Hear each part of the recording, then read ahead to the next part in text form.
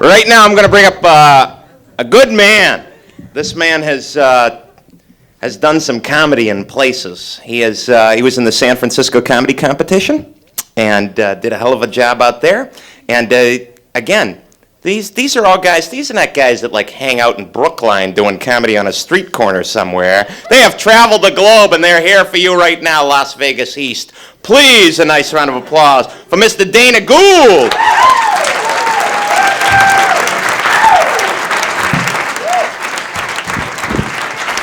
Hi. Thanks, teens. Hi. Hi, thanks for coming down.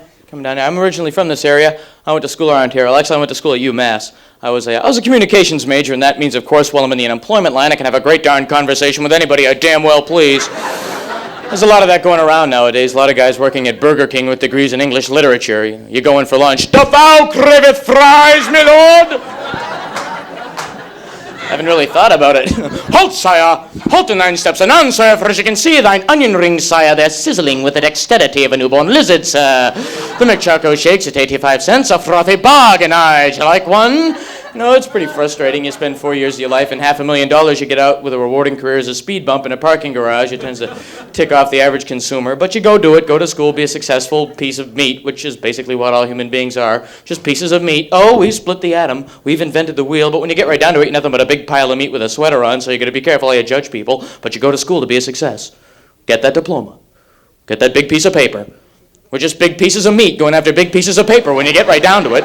Wake up every morning, go to work, make smaller pieces of paper, money, go home, live in a big piece of wood, drive a big piece of metal, find another big piece of meat with hair, call the wife, go home, make smaller pieces of meat, send them out every morning to get their own pieces of paper so they can get out of your piece of wood, get a damn piece of wood of their own, invite them in on holidays, give them some beer and some meat. I don't like beer, Dad. Then you're not an American. Get out of my wood. Just a vicious circle if you think about it. All of our heroes are pieces of meat. All of our heroes are pieces of meat. Rocky and Rambo are just steaks with attitude problems when you think about it. It's true. You love those smooth, sophisticated, "Hello, my name is Bond. James Bond." And that freaks people out. You see guys going into Burger King later going, "Yes, I'd like some fries. French fries." People, but it's that whole attitude, that Sylvester Stallone kind of strong at. I don't think people would have been lined up around the block to see Rambo if it starred Tony Randall, We have evidence there are still prisoners being held in Vietnam. "Oh, boy, what a chip!" People say, "Oh, this guy stinks." But you love that, you love that tough attitude, It's like, because if people act like you do, you hate them. You go to the movies and a guy does what you do, you get all bummed out. Lost in Space, everybody hated Dr. Smith, because he's us and it's kind of a letdown. Everybody wanted to be like Major West goofing off with Judy in the Chariot, but that never worked out. But if you're on a strange planet being chased by a 9-foot asparagus with a vocabulary, deep down in your heart you're going to be going, "Oh dear, oh William Penny. Oh, Major West, don't leave me on this wretched planet alone. You bubble-headed booby." That, of course, with Tony Randall makes up the wacky impressions of the set, and I certainly hope you reveled in them as much as I did. But, you love those, love that tough attitude that I have no part in, but, Sylvester Stallone. Because the guy, every movie he makes, the guy's got a lot of success, but it's dangerous, because the more success you get, the more powerful you become. The more powerful you become, the more corrupt you become. Look at human history. Pontius Pilate, Napoleon, Hitler, Gene Rayburn, they're all the same, A game show host with a wave of his hand can make an overweight suburban housewife jump and scream like there's no tomorrow. Don't you know what that does to a man's mind? Monty Hall knew what was behind door number 1 all week, but he made those women crawl for it. Think about this stuff. And it never gets easier, Life is tough, I think I'm the first comedian to come up on that theory. But, they start you out in the womb. You're in the womb for 9 months and nobody bothers you. Then one day you get evicted for no reason. You're out in the real world, 3 seconds, a full-grown man rips you out naked by your feet, flips you upside down in the middle of the air, grabs you and beats the crap out of you, throws you into a bright-lit room with 800 other babies who are just as confused as you are. Nobody can sleep because everybody's crying. You open your eyes for 3 seconds, and what do you see? 24 adults in the window making faces that are scaring you to death. You're scared to death anyway because everybody and their uncle wants to pick you up. You think, of course, as soon as they do, they're going to beat the crap out of you like the first guy. They bring you home, they throw you in a bassinet and gawk at you. You're bald, you have no teeth, but you're cute. Your grandfather's bald, he has no teeth, he's gross looking. You're bald, you have no teeth, you're cute, and you know this bothers him because you're completely aware he knows you have this small squishy spot on the top of your skull where the bones haven't covered your brain and you're afraid he might get bummed out, stick his thumb in, pick you up and go, "Look at little Jeffrey."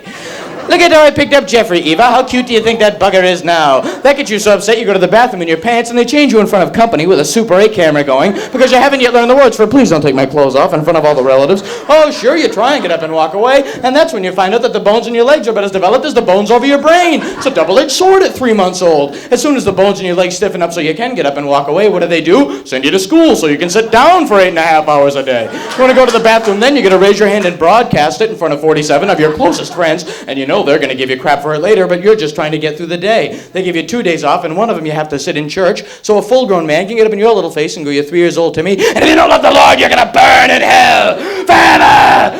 No! Help me, God, save me from the priest. You know, it's like, no wonder we drink. I started actually drinking in church. You're 8 years old, they get you in front of a long line of a bunch of people, a guy shoves a cup in front of your face and goes, it's blood, drink it! Of course, it's only blood in church. You bring it outside, it becomes wine again. The separation of church and state is what makes this country great, But if you bring it outside and it becomes wine and you're underage, they throw you in jail, bring you to court, make you swear in the Bible, which means they didn't believe it was blood 45 minutes ago. So just once, I want to be sitting on the beach when the cop comes up and goes, hey, it says no drinking on the beach. Oh, I'm sorry. The blood of the Lord. What about the 2 six-packs? I'd like you to meet the 12 apostles. Why don't you pull up a blanket and come on over? They're mighty tasty. But it's just, and what goes around comes around. I'm very paranoid. I was talking about that attitude before. You got to be careful about making jokes like that because things can happen to you. And I know I'm the kind of guy it's going to happen to me. I'm afraid to drive on the highway. I know my car's going to break down. I'm going to be stuck there for like 3 hours. Finally, somebody will pull over to help me. They'll jump out of their car waving a chainsaw on a puppy's head, start chasing me down the highway. I'll get arrested for screaming too loud. 3 hours later, I'll be sitting in a jail cell while a guy walks around me going, you sure are pretty. I know it's going to happen. It's just a matter of time, Or else I'll get in a car accident. My windshield will collapse, glass flying everywhere. My throat's cut ear to ear, unable to speak, sitting in the hospital next to a guy who has 2 days to live. In the middle of the night, death will come in. Which one of you is Bob?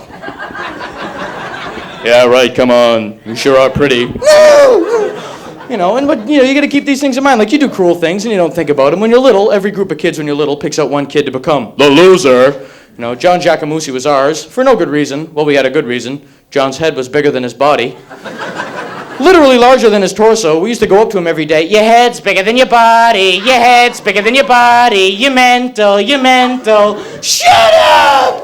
Shut up, my head isn't bigger than my body, you leave me alone. My head isn't bigger than my body, you leave me alone. Remember doing that? Making people cry so hard they couldn't even talk? They're stuck in front of all their friends going, you fell out of bed. They thought you were dead, but the blood went to your brain where it gave you a big head. You can't wear no hat. Your skull is too fat. Your head's bigger than your body, and that is that. No, shut up. My head isn't bigger than my body. You leave me alone. My head isn't bigger than my body. You leave me alone. Your mother is ugly. Your father is naughty. They both blew your head up. Now it's bigger than your body. So keeping track of these things. Well, that's basically all the time I have. Thank you very much. I hope you enjoyed the show.